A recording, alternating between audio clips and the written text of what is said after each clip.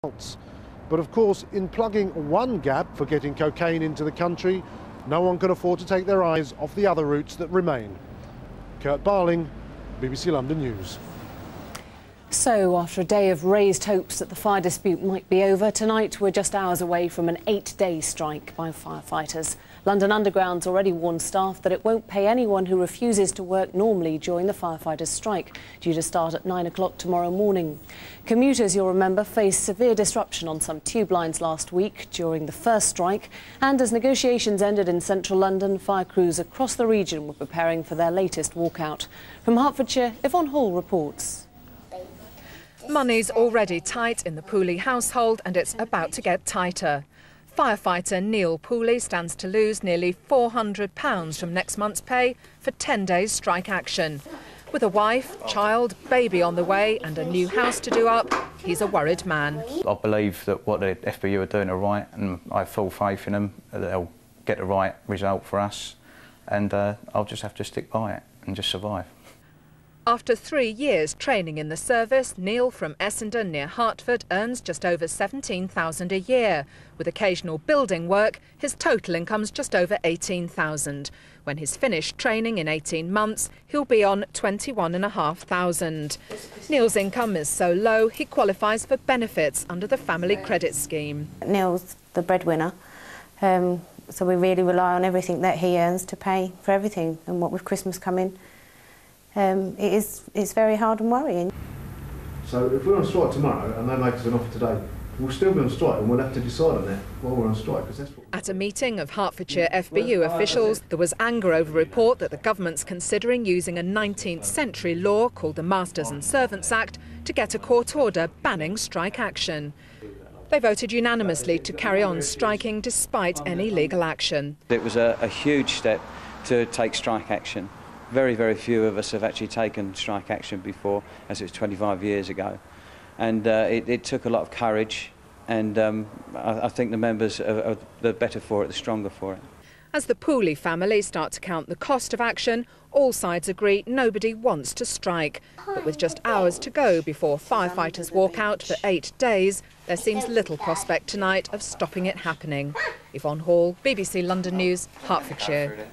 Well, we did ask for a comment from the Hertfordshire Fire Authority, but they declined. However, we can go live now to our reporter, Mike Ramsden. He's at Welwyn Garden City Fire Station right now. Mike.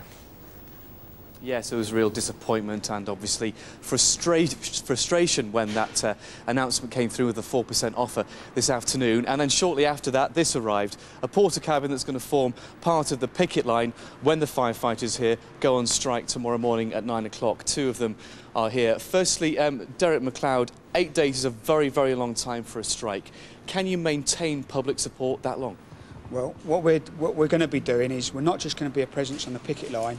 We're going to be out within our community talking to the public and informing them of the facts, because it's important that we get the facts through to the public, telling them that they can afford to give the firefighters a reasonable pay rise, and showing them that we can actually save them money because we can work towards a modern fire service. So we're going to be campaigning locally, and the people are going to see us out in the town centres. OK, also here is Les Jones. Les, when we had the last strike, people said to me, a lot of nurses wrote in and emailed us and said, if you choose something like firefighting or nursing, there's a vocation, there's a responsibility to save life. How can you strike?